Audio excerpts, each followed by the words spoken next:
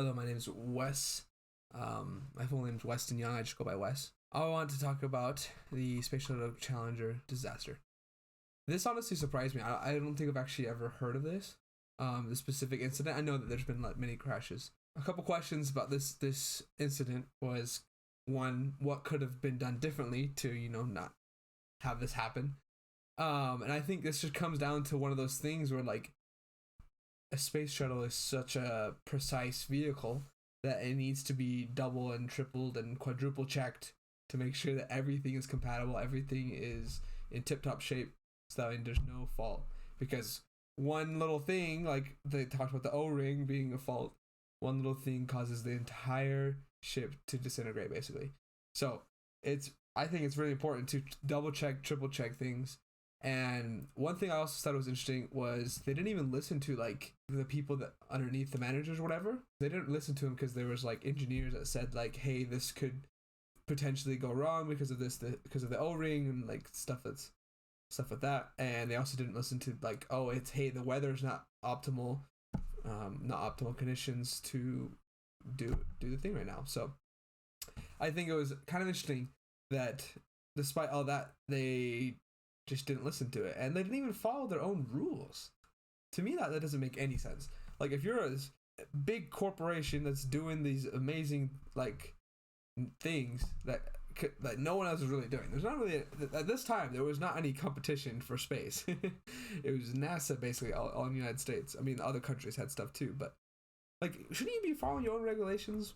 But to me, honestly, that's probably where the fault begins, is when you are the sole like space company.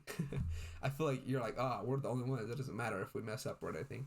But because that's what happens with a competition just breeds progression, and that progression results in following more rules and being more careful, I guess.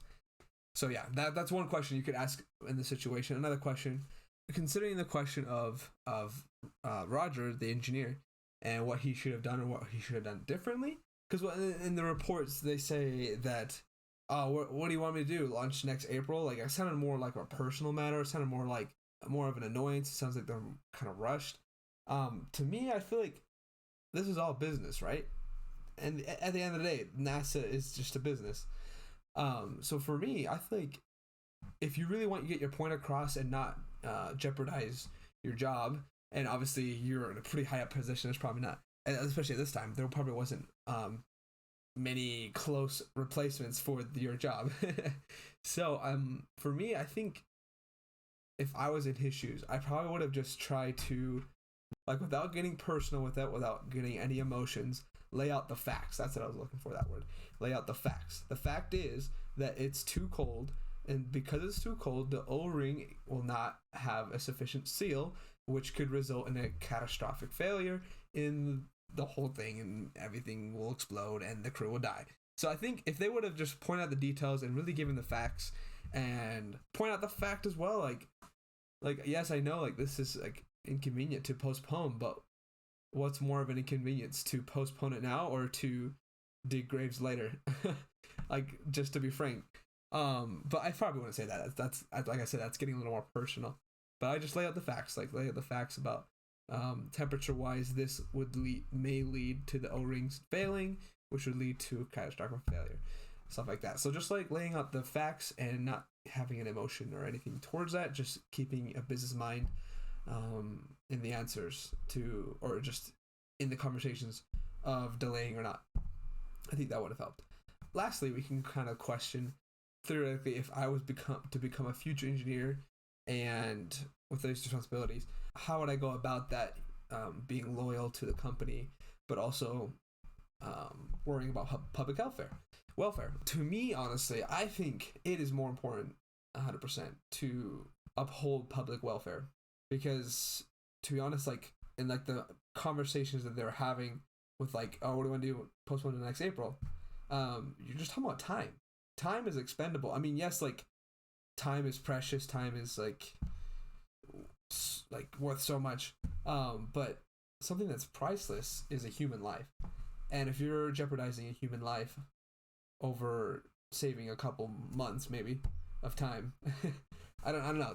That to me, that's just crossing that line. So to me, I would definitely uphold public welfare over being loyal to the company, because you're talking about lives over resources.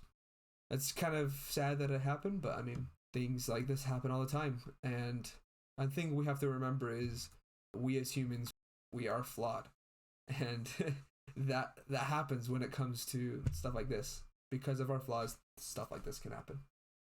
So we can just kind of look at it and mourn and grieve over the lives lost and the resources lost as well, I guess.